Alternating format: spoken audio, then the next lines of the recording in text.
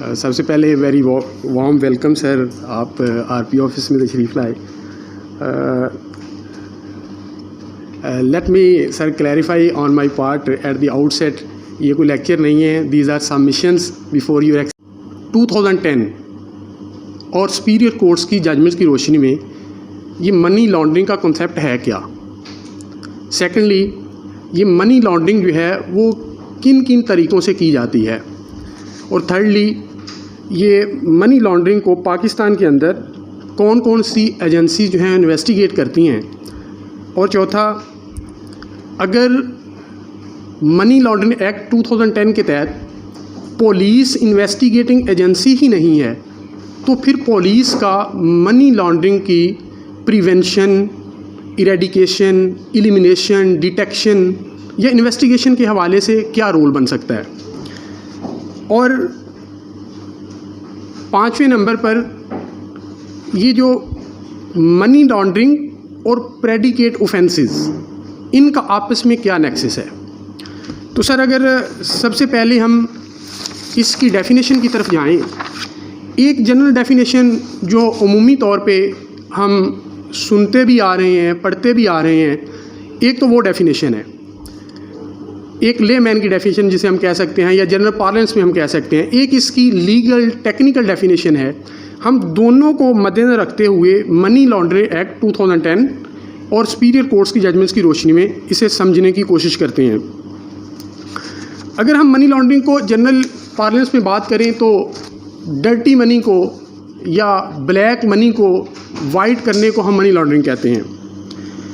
लेकिन अगर थोड़ा सा टेक्निकल हो तो इंटरपोल ने एक बड़ी अच्छी डेफिनेशन इसकी की, वो मैं आपके सामने रखता हूँ कि any act or attempted act to conceal और disguise the identity of illegally obtained proceeds so that they appear to have original from legitimate sources.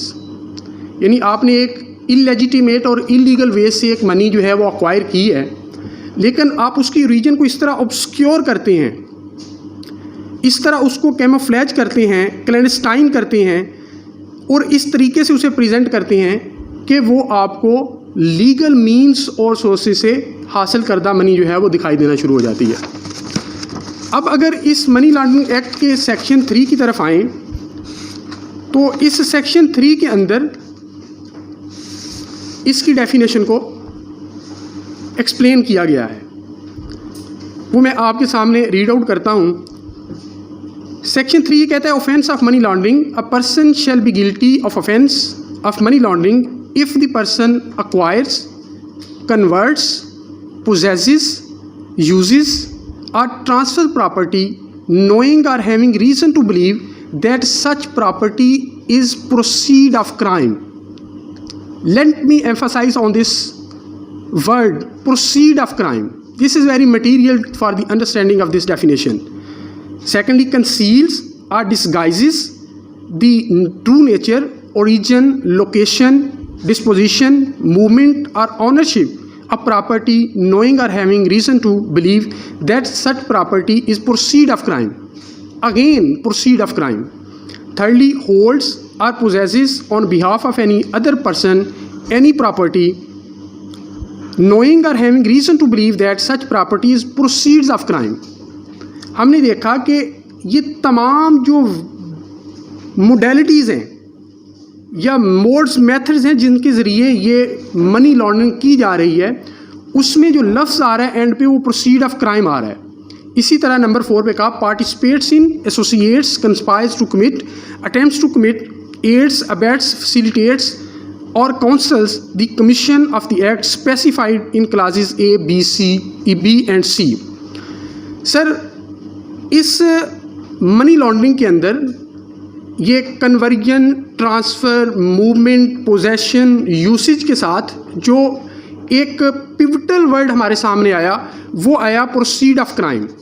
अब प्रोसीड ऑफ क्राइम को जब हम देखते हैं तो ये इसके डेफिनेशन जो क्लासेस दिए गए हैं उसमें सेक्शन 2 के क्यू के अंदर बताया गया है।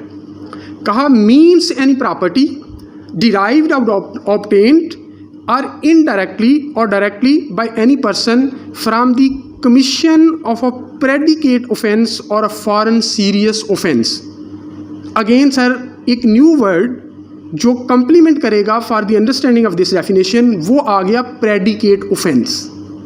प्रोसीड ऑफ क्राइम ने कहा कि वो प्रोसीड्स यानी वो प्रॉपर्टी जो कि प्रेडिकेट ऑफेंस की कमीशन के नतीजे में हासिल होती है उसको हम प्रोसीड ऑफ क्राइम कहते हैं। अब प्रेडिकेट ऑफेंस क्या है? Means an offence specified in the schedule to this act. अब जब हम इसका शेड्यूल पढ़ते हैं मनी लॉन्ड्रिंग एक्ट 2010 का, उसके अंदर 98 ऑफेंसेस जो हैं वो पीपीसी के दिए गए हैं और 23 जो स्पेशल एंड लोकल लॉज जो क्रिमिनल के हवाले से हैं वो दिए गए हैं। अब इन टोटलिटी अगर हम इसको समझने की कोशिश करें तो मनी लॉन्ड्रिंग हमारे सामने ये आई कि ये transfer, conversion, possession, usage of money है और क्राइम प्रोसीड है जो कि प्रेडिकेट ऑफेंस के नतीजे में हासिल होती है। अब प्रेडिकेट ऑफेंस हमने शेड्यूल जो इसका शेड्यूल 1 है उसके अंदर जो 98 ऑफेंसेस पीपीसी के दिए गए और 23 ऑफेंसेस जो हैं वो special and local laws, 23 special and local laws जो दिए गए वो हैं। अब सर जब उसकी लिस्ट मैं जनाब के सामने रखता हूँ, लेकिन उससे पहले एक इसकी फर्दर क्लैरिफिकेशन, एक काजी फाइज ईसा रेफरेंस जो अभी रिसेंटली हमारे सामने आया, उसके अंदर फॉर द फर्स्ट टाइम जो इपेक्स कोर्ट ऑफ पाकिस्तान है, सुप्रीम कोर्ट, उसने पहली दफ़ा ये जो वेगनेस थी रिगार्डिंग दिस डेफिनेशन उसको क्लैरिफाई किया है। आपको मालूम है कि काजी फाइज ईसा साहब पे जो रेफरेंस के अंदर एलिगेशन लगाए गए थे कि वो 2 थे। मेन एलिगेशन ये था कि काजी फाइज ईसा साहब ने सेक्शन 116 ऑफ टैक्स ऑर्डिनेंस 2001 की वायलेशन की है कि इन्होंने जब अपने जो एसेट्स हैं उनको डिक्लेयर किया है, वहाँ पे अपनी वाइफ और बच्चों के जो एसेट्स हैं उनको डिक्लेयर नहीं किया। ठीक सर।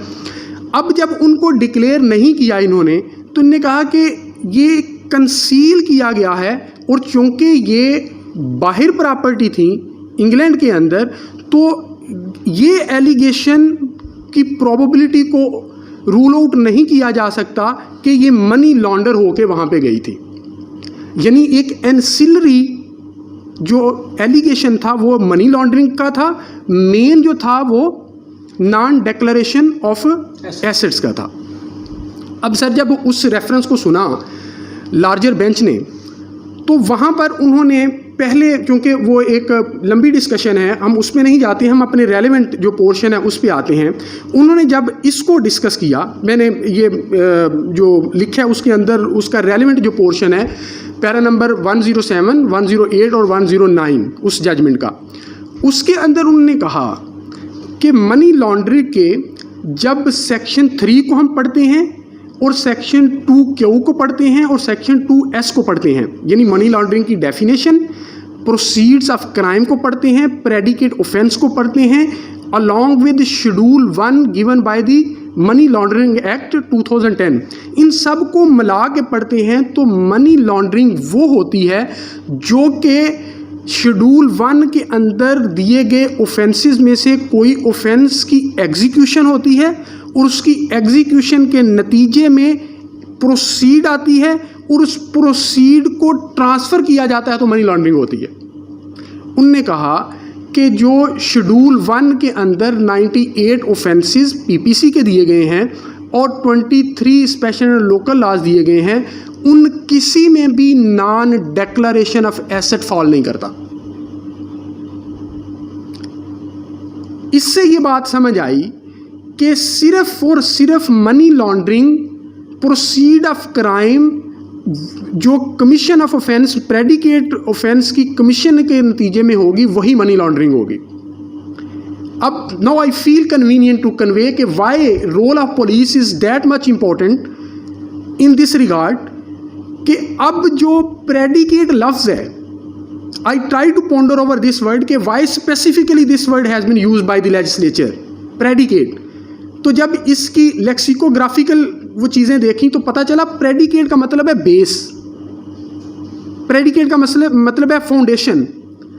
तो तो प्रेडिकेट ऑफेंस इन्होंने इसलिए रखा कि मनी लॉन्ड्रिंग जो है that basis upon the offences figured in the schedule 1 of money laundering act 2010। अब पुलिस का रोल इसलिए अहम हो गया कि जहां से ये ऑफेंस जन्म लेगा वो ऑफेंसेस की कमीशन की इन्वेस्टिगेशन पुलिस कर रही होती है। सर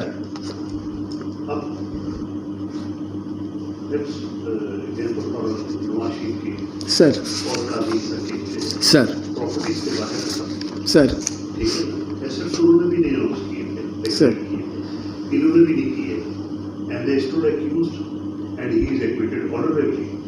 तो ये तो डिस्प्यूट नहीं हो गया कोर्ट के अपने हवाले से। मैं सर इस हवाले से रिक्वेस्ट करता हूँ, एक बात तो ये है कि मनी लॉन्ड्रिंग एक्ट 2010 के हवाले से जो जजमेंट्स भी सर मनी लॉन्ड्रिंग एक्ट 10 पे आया है।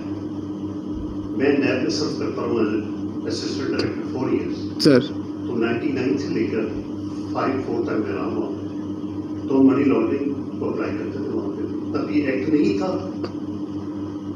मैं रिक्वेस्ट करता हूँ सर, क्योंकि ये वाले जो सेक्शन आप बता रहे हैं मनी लॉन्ड्रिंग सर, ये नैब ऑर्डिनेंस में ऑलरेडी है। मैं रिक्वेस्ट करता हूँ सर, नैब ऑर्डिनेंस इसलिए जब एजेंसीज़ की तरफ मैं आता हूँ तो उसमें 5 एजेंसीज़ हैं जो इसकी इन्वेस्टिगेशन के लिए ऑथोराइज्ड हैं इस मनी लॉन्ड्रिंग के तहत।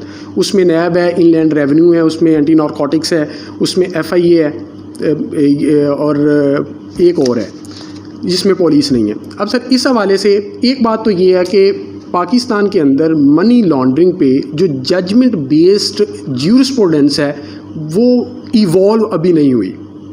फॉर एग्ज़ाम्पल इस हवाले से कोई एक भी आप जजमेंट नहीं दे सकते जिसमें ट्रायल कंक्लूड हो के एपीलेट फोरम पे गया हो और वहाँ पे जजमेंट आई हो। अभी तक आपको जितनी भी ज्यूरिस्प्रूडेंस मिलेगी वो at the stage of bail मिलेगी।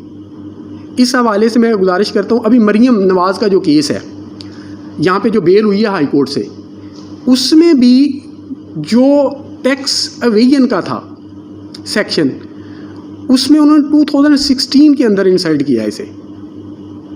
अब वहाँ पे जो आज़म नज़ीर तारड़ साहब थे उनके वकील, उन्होंने जो मेन थ्रस्ट ऑफ आर्गूमेंट था उनका वो यही था कि रेट्रोस्पेक्टिव इफ़ेक्ट नहीं हो सकता। आपने इस तरीके शेड्यूल में 2016 के अंदर डाला है, इस पे एलेज आप कर रहे हैं पहले से, तो रेट्रोस्पेक्टिव इसका इफ़ेक्ट नहीं हो सकता और इस बुनियाद पे बेल ग्रांट की गई।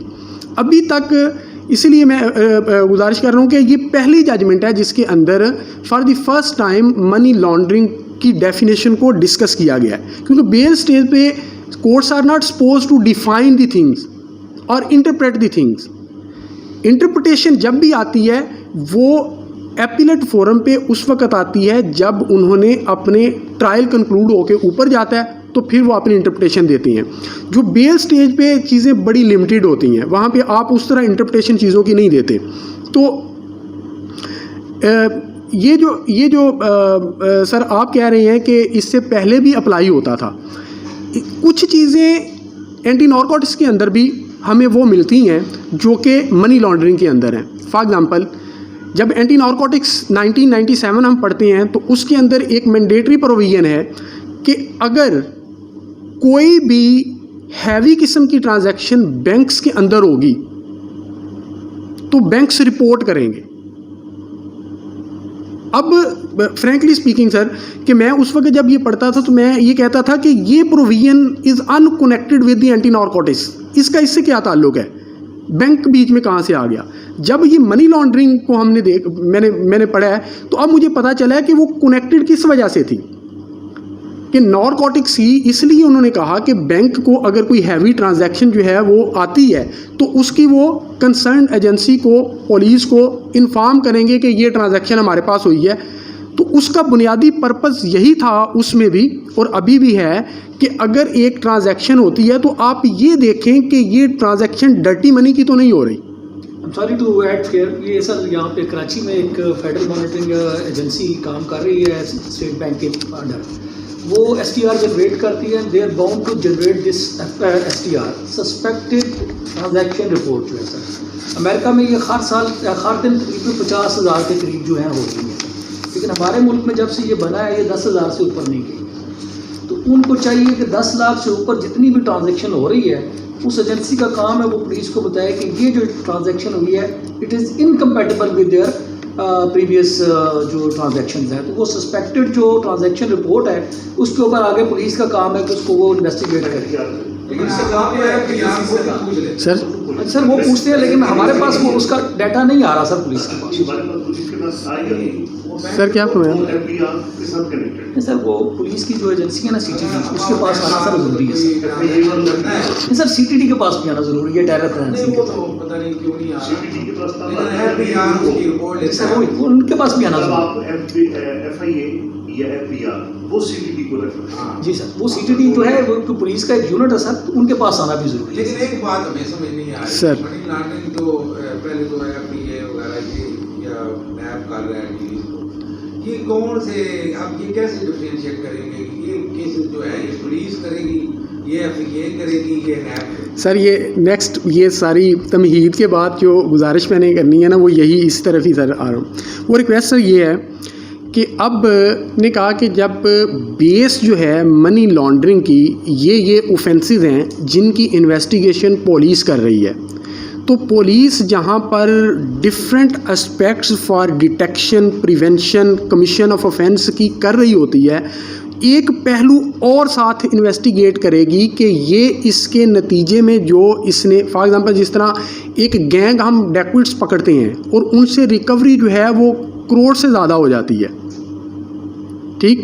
अब हमने ये देखना है कि ये जो मनी है इसकी मनी लॉन्ड्रिंग तो नहीं हुई, एंड इफ़ वी सस्पेक्ट कि ये इसकी मनी लॉन्ड्रिंग हुई है तो फिर ये मैकेनिज़्म जो IG ऑफिस की तरफ से आया है हम उसका एक रेफरेंस बना के FIA को रेफ़र करेंगे। ये 10 साल से जो एक्ट है पुलिस में इम्प्लीमेंट होकर मनी लॉन्ड्रिंग के पर्चे हो रहे हैं। सर नहीं, पुलिस ने नहीं सर मैं सर मैंने मेरा क्वेश्चन जो मैंने फॉर्मुलेट एक किया था वो ये किया था कि पुलिस इन्वेस्टिगेटिंग एजेंसी नहीं है तो फिर हम ये क्यों पढ़ रहे हैं, ये यही मैं गुजार, पुलिस इन्वेस्टिगेटिंग एजेंसी नहीं है और वेरी इंटरेस्टिंगली इसका कोई भी ऑफेंस कॉग्निजेबल भी नहीं है, यानी इवन अदर एजेंसीज भी इसमें FIR नहीं देती अनटिल एंड अनलेस के दूसरे ऑफेंसेस साथ लगे होते हैं और इसका साथ ऑफेंस लगाते हैं। जैसे फॉर एग्जांपल 9Cs का आप लगाए, एक मैं आपको कोयटा में एक जजमेंट मुझे पढ़ने का इत्तेफाक हुआ, कोयटा में उन्होंने ये चर्च पकड़ी और उसके साथ उन्होंने कुछ फॉरेन करेंसी पकड़ी, उन्होंने उस वक़्त 9C लगाया और साथ इसका ऑफेंस लगाया, इंडिपेंडेंटली ये नॉन कॉग्निजेबल है, इसकी FIR नहीं होती। और जहाँ तक पुलिस का ताल्लुक है पुलिस इन्वेस्टिगेटिंग एजेंसी भी नहीं है, पुलिस का सिर्फ जो रोल है वो नहीं, मैं इस हवाले से बात कर रहा हूँ। मनी लॉन्ड्रिंग के ऑफेंसेस को इन्वेस्टिगेट करने के हवाले से पुलिस इन्वेस्टिगेटिंग एजेंसी नहीं है, इसने सिंपल ये करना है कि कुछ इंडिकेटर्स ये IG ऑफिस की तरफ से शायद ज़िलों तक यहाँ से डिसेमिनेशन तो हुई है, इसकी शायद प्रॉपरली कन्वे नहीं हो सका। IG ऑफिस की तरफ से एक कॉन्सेप्ट पेपर जो है वो सारे ज़िलों को डायरेक्ट भी भेजा गया, हमें भी आया, हमने भी आगे फर्दर RPO साहब ने भिजवाया सबको। उसके अंदर सर कहा कि जब एक इन्वेस्टिगेट कर रहे हैं आप ऑफेंस और वो शेड्यूल ऑफेंस है मनी लॉन्ड्रिंग का जो 98 PPC के दिए गए हैं या स्पेशल एंड लोकल लॉज के अंदर जो दिए गए हैं, और उसकी पुलिस इन्वेस्टिगेशन कर रही है, पुलिस जब इन्वेस्टिगेशन करेगी तो उस वक़्त इस आस्पेक्ट को भी मद्देनजर रखेगी कि ये जो एक ह्यूज अमाउंट है वो ह्यूज अमाउंट मनी लॉन्डर तो नहीं हुई उससे, जो कि इन ऑल प्रोबेबिलिटी चांसेस हैं, तो आप फिर उस केस को रेफ़र करेंगे FIA की तरफ। वो एक मैकेनिज़्म है और कौन कौन से इंडिकेटर्स हैं वो मैं आपके सामने से रख देता हूँ। लेना ये जो केस बने हुए हैं वाशी पे या दूसरे लोगों पे हो गया, ये हो गया, उनके पास गवर्नमेंट के पास या नैब के पास कोई प्रूफ नहीं है कि इस तरीके से की गई है। वो सिर्फ ये चीज मान गया है ना, ये पहले इधर से गया तो बनाया ना, किस कंसेप्ट पे उन्होंने अपनी केस क्यों है, तो किस हद तक वो और कॉन्ट्रडिक्शन भी है सर। उस वाले केस में ये ईसा वाले केस में। मैं सर रिक्वेस्ट कर रहा हूँ। उसका प्रूफ ही कोई नहीं है कि कैसे गई है। जब उन्होंने एक उधर कारोबार किया है या बिल्डिंग बनाई है, तो ये एज्यूम कर लिया गया है कि पैसा उधर से कैसे पहुंच, हालांकि गवर्नमेंट के पास या नैब के पास कोई ऐसा प्रूफ नहीं है कि ये ना उनके पास इसका आंसर है, नहीं है। उनके पास भी नहीं है कि How they were प्रॉपर्टी के पास मैं ना बोला जाए। मैं सर गुजारिश करता हूँ इस हवाले से। सवाल एक मटेरियल एविडेंस पे कि जो इन्होंने प्रॉपर्टी बनाई है वो एग्जिस्ट करती है, वो जिस करती लेकिन है वो काफी सारे ज़्यादा ये ये एग्जिस्ट करती है, ये डिस्प्यूटेड है कि ये इसमें सर एक इस हवाले से बड़ी इंटरेस्टिंग बात है कि इस लॉ के अंदर ये लिख दिया गया है कि प्रेडिकेट ऑफेंस जिसकी बुनियाद से वो प्रोसीड ऑफ क्राइम जो है वो जनरेट हो रहा है, उस ऑफेंस के अंदर कन्विक्शन होना ज़रूरी नहीं है। ये जो सर का सवाल है ना कि प्रूफ और उसका, ये मैं रीड आउट करता हूँ सर, इसकी एक्सप्लेनेशन 2 है। नहीं होगी तो फिर कैसे उसको रिसीव करें। मैं सर एक second. For the purpose of proving an offence under this section the conviction of an accused for the respective predicate offence shall not be required. उसकी कन्विक्शन होना भी इसमें ज़रूरी नहीं है। तो सर नवाज शरीफ वाले केस में तो कन्विक्टेड है, सर जाहिर हुआ है वो फॉरएवर, ये कन्विक्शन ही है। सर दो चीज़ों को ना हम थोड़ा इंटरमिंगल करते हैं। हम confused हैं। आप सर ये एक ना जो लीगल ग्राउंड्स हैं वो हमें पता चलनी चाहिए। सिंपली एक है आपने ह्यूज ये नहीं है हमें कोई सर, ह्यूज अमाउंट जो है उसकी कोई लिमिट है कि जी सर। आईओ किस तरह मतलब कि आप एक देखें ना, तो ये चीज़ है ना कि कितनी अमाउंट हो सर। लेकिन कोई उसकी मिनिमम एक होनी चाहिए शराब सर। उसके बाद पुलिस उसको जो है investigate करे। ये जी सर। क्वेश्चन करने लगा था, देखे ना एक नैब में आप उन्होंने लाइसेंस दे दिया है सर। बेटी को 10 करोड़ से 10 करोड़ से अभाव जो होगा वो सिर्फ वो take up करेगी। पहले नैब तो कोई जमीन लेता था उसका भी कर देता था, वो एग्रीकल्चर करेगा। जी सर। इसी तरह पुलिस का इसमें इन्होंने कोई लिमिट की है मैं सर, मैं गुजारिश करता हूं। 5 predicate पुलिस offence का जरा करेगी, जिक्र इतनी करता होगी, नैब करेगी, इतनी होगी, एंटी करप्शन करेगी, एंटी करप्शन भी कर रही है ये कैसे सर, ये मैं- तो इसमें मनी लॉन्ड्रिंग तो जाती वो तो कोई चीज़ नहीं है जहाँ तक मेरा ख्याल है। ये इलीगल मनी है कि ये कैसे ट्रांसफर होगा, उसको इलीगल ट्रांसफर कंसिडर करते हैं और उसको मनी लॉन्ड्रिंग का नाम देते हैं। सर मैं गुजारिश करता हूँ सर, कैसे? इसके अंदर जो इनिशियली हमें इंस्ट्रक्शंस आई हैं आईजी ऑफिस की तरफ से, वो 10 मिलियन का बताया गया है, 10 मिलियन और अबव। 1 करोड़ हाँ जी, 1 करोड़, ठीक सर, 10 मिलियन और अबव। अब इसके अंदर फिर वैसे तो 98 ऑफेंसेस हैं, लेकिन आईजी ऑफिस ने हमें जो ऑफेंसेस भेजे हैं वो 23 हैं। ये सर ये जरा देखिए 23 हैं। उनमें से पहला 302 है पनिशमेंट फॉर कत्लेआम, 337 है causing hurt to extort confession और to compel restoration of property, 243 से 348 तक जो रॉन्गफुल कन्फाइनमेंट और रॉन्गफुल रेस्ट्रेशन उनके हवाले से हैं, रेस्ट्रेंट के हवाले से हैं, 365 किडनैपिंग के हवाले से, 365 kidnapping for abducting ransom, 366 procuring minor girl, 366B, 367, 371, 371B, इस तरह सो ऑन सो फोर्थ, ये 23 उन्होंने दिए हुए हैं सर। ये हम दोबारा फिर सर भिजवा देंगे डिस्ट्रिक्ट में, पहले भी भिजवाया हुआ है। अब इन्होंने कुछ मेजर इंडिकेटर्स बताए हैं कि जब एक आईओ तफ्तीश कर रहा होगा तो वो अपनी ड्यूरिंग इन्वेस्टिगेशन अगर ये चीज़ें देखता है तो वो फिर, और उसके साथ subject to the amount of 10 million, 1 crore की वो समझता है, तो फिर ये रेफ़र किया जाएगा। उसमें से पहला क्या है, the source of income of the accused is dubious and is not in line with the profile. आप एक अक्यूज़ को जब इंटेरोगेट कर रहे हैं तो डेफिनेटली ये चीज़ें सरफेस होती हैं इंटेरोगेशन के दरमियान, इन्वेस्टिगेशन के दरमियान, कि इसका जो स्टेटस क्या है माशरे के अंदर, इसका सोर्स ऑफ अर्निंग क्या है, तो उससे अंदाज़ा हो जाता है कि अगर ये मैच नहीं कर रहे तो फिर आप रेफ़र कर सकते हैं। लेकिन अगेन 10 मिलियन की जो शिक है वो ज़रूरी है। इसी तरह the accused is associated with high risk profession such as real estate, travel agency, gems and jewellery, money changer, custom clearing agent. इसी तरह सर अगर accused is working on behalf of someone else, the funds identified during investigation belong to someone else. Hawala hundi में अगर बंदा कोई कर रहा है काम, उसके अलावा नारकोटिक्स में कर रहा है, अल्टरनेटिव रिमिटेंसेस जो तरीक़ाकार अपना रहा है।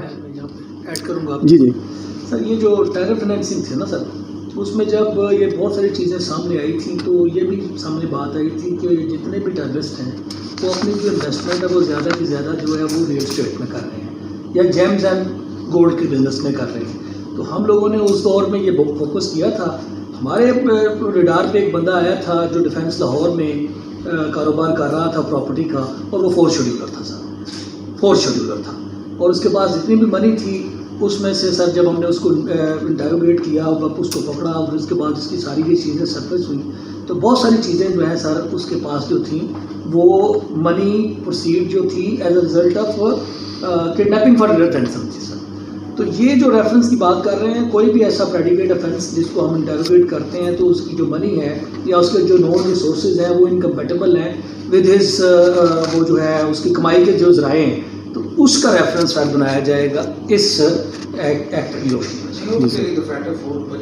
जी सर, नहीं सर, FATF जो है वो तो इंटरनेशनल वॉच डॉग है ना सर। हम पुलिस का कर रहे हैं वो प्रेडिकेट ऑफेंस जिसके नतीजे में हमें एक बंदे के मुलजिम के पास इतने पैसे मिल जाते हैं या उसकी वो जो जुर्म है उसके नतीजे में जो वो पैसे हैं और वो पैसे रिकवर नहीं होते, और ये साफ होता है कि इसने ये प्रॉपर्टी खरीद ली है या ये बिजनेस में इसने लगा दिया ये प्लान, तो उसका सर रेफरेंस जो है वो पुलिस वाले बना के भेजेंगे थ्रू प्रॉपर चैनल। तो फिर आगे जो IGP का ऑफिस है वो उसको जहाँ भी प्रॉपर समझेगा वो भेज देगा, लेकिन that money should be more than 1 crore, एक 10 मिलियन से ज़्यादा होना चाहिए। ये सर रेफरेंस बेसिकली इस पेज पे बनेगा पुलिस की तरफ से। इसमें सर आखिरी बात मैं गुजारिश करना चाह रहा हूँ वो ये है कि अब ये जो मनी लॉन्ड्रिंग है ये होती कैसे है, इसके जो तरीक़ाकार बयान किए जाते हैं वो 3 बताए जाते हैं, एक प्लेसमेंट, एक लेयरिंग और एक इंटीग्रेशन।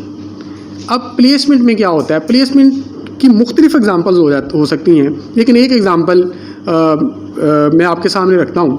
फॉर एग्ज़ाम्पल कि एक बंदा जो है वो फ्रॉडस्टर है, बहुत सारे फ्रॉड कमिट करता है, बैंक फ्रॉड मुख्तलिफ तरीके से सारा कुछ करता है, या सपोज़ कि वो टैक्स इवेजन करता है।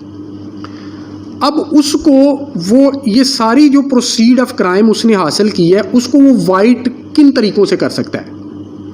एक तरीक़ाकार ये भी हो सकता है कि फॉर एग्ज़ाम्पल कि उसने जो भी प्रोसीड ऑफ क्राइम आई है टैक्स अवेजन तो वाइट कभी भी नहीं हो सकता सर, इसको तो ये तो ब्लैक ही नहीं, ये इस क्राइम में तो आती नहीं। टैक्स अवेजन जो है सर वो अलग चीज़ है, वो तो अलग चीज़ है, इसमें कैसे फॉल करेगी सर मैं गुजारिश करता हूँ वो तो नजर भी आ रही है इसमें टैक्स अवेजन टैक्स नहीं है सर, गुजारिश बल्कि आप हैरान होंगे कि यूके उसकी बड़ी एग्जांपल दी जाती है कि इतने लोग कहते हैं उधर tax. Sir on the lighter note वो टैक्स इवेजन ही क्या जिस जो नज़र आ जाए। अच्छा बात सुने ना, टैक्स अवेजन तो नजर आती है तो ये विजिबल हो गई है। मैं आप देखें ना लोगों की इनकम क्या है और टैक्स क्या है। मैं सर गुजारिश करता हूँ, अब ये जो टैक्स इवेजन है ये इसी तरीके से की जाती है कि नज़र ना आए। इसकी एग्ज़ाम्पल इस तरह हम ले सकते हैं कि एक बंदे के पास बहुत सारी प्रोसीड ऑफ क्राइम है, उसने अब उसको डर्टी मनी को वाइट कैसे करना है। वो कहते हैं कि सबसे पहले जो प्लेसमेंट में वो काम करता है, जो फाइनेंशियल इंस्टीट्यूशन है उनके अंदर अपनी मनी को एंटर करता है। कैसे करेगा वो, सपोज़ कि वो एक बिज़नेस करता है, एक बार्बर की शॉप, लेकिन इसमें शर्त ये है कि वो कैश बिज़नेस करेगा। कोई भी जो बिज़नेस करेगा वो कैश बिज़नेस करेगा। सपोज़ के पोश एरिया में अगर इस्लामाबाद की बात करें तो जो ब्लू मार्केट है वहाँ पे कोई वो खोल लेता है बड़ी बार्बर की शॉप या कोई इस तरह का और कोई बिज़नेस शुरू कर लेता है, उस पर कोई बंदा आ जा नहीं रहा। वहाँ पे वो रेंट कितना पे कर रहा है, 1 मंथ का 4 लाख 5 लाख 10 लाख पे कर रहा है। ठीक सर, उससे अर्निंग उसे कुछ नहीं हो रहा लेकिन पे किए जा रहा है। अब उसकी जो प्रोसीड ऑफ क्राइम है वो अपनी जगह पे मौजूद है। अब वो क्या करेगा कि अपने बिजनेस को शो करेगा जिस पे वो 10 लाख रुपया पर मंथ दे रहा है। जब 10 लाख रुपया पर मंथ दे रहा है तो कैश में आ रहा है जिसकी कोई डॉक्यूमेंटेशन नहीं है। अगर एक बार्बर के पास बंदा जाता है तो उसने पैसे कैश में ही देने हैं। तो अब वो वहाँ पे नफ़ा भी अपना शो करेगा इतना। जब वो नफ़ा शो करेगा तो उसके बाद वो बताएगा, उसको डिक्लेयर करेगा, लेकिन ये वाली को वो ब्लैक को वाइट इस तरीके से कर रहा है। यहाँ पे वो टैक्स भी देगा कि इस बिज़नेस से इतना रेंट गया है, इतने मुझे पैसे आए हैं, जबकि हकीकत में वो फेक बिज़नेस है, उसकी कोई अर्निंग नहीं है। लेकिन ये वाली ब्लैक जो है वो यहाँ पे शो कर गया है। This is the first example जो कि प्लेसमेंट की हम बात कर रहे हैं। उसके बाद लेयरिंग क्या है? लेयरिंग कहते हैं कि ये कम्प्लेक्स मेथड है अपनी मनी को छुपाने का। इससे वो क्या करता है, वो जो पैसे अब आए हैं उसको टैक्स के बाद, उसको मज़ीद वो पर्दे उस पर कैसे डालेगा कि वो बाहर के मुल्क किसी शेल कंपनी में इन्वेस्ट कर देता है जो कि फेक है। वहाँ पे वो इन्वेस्ट करता है, वहाँ पे फिर प्रॉफिट अपना शो करता है। अब उसकी प्रोसीड ऑफ क्राइम यहाँ पे कुछ और बच गई है जिसको वो मज़ीद वाइट करना चाह रहा है। अब वहाँ पे उसने वहाँ पे भेज दी, वहाँ से अब वापस मंगवाएगा प्रॉफिट के साथ। अब यहाँ पे जितनी भी जमाशुदा क्राइम प्रोसीड थी उसको वो वाइट कर गया। अब जब ये यहाँ पे आके वापस आई है तो अब वो कहीं पे भी इंटीग्रेट कर सकता है वापस जो भी फाइनेंशियल सिस्टम किसी मुल्क है। वो तरीके आगे लीगली अडॉप्ट कर रहा है, लेकिन पीछे जो इलीगली अक्वायर्ड मनी थी जिसको हम डर्टी मनी या ब्लैक मनी कर रहे हैं, इस तरीके से प्लेसमेंट के ज़रिए, लेयरिंग के ज़रिए और finally by integrating to the financial system of the country, उसको जो है वाइट कर लेगा।